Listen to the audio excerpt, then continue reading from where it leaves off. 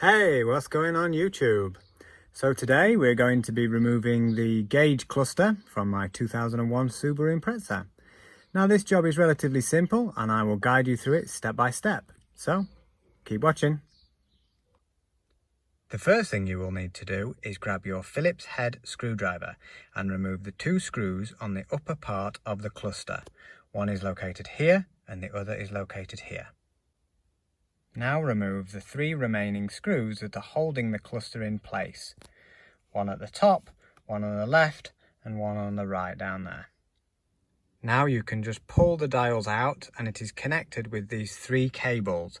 These cables have these little clips on them which are on the top of the cables that need to be pressed in to remove the clips. 1, 2, 3. And then to reinstall, do all the steps in reverse. And we are done. Just a handy little tip at the end, make sure this button is not pressed, otherwise you run the risk of leaving your headlights on. If you enjoyed the video, please like and subscribe. Thanks for watching. See you next time.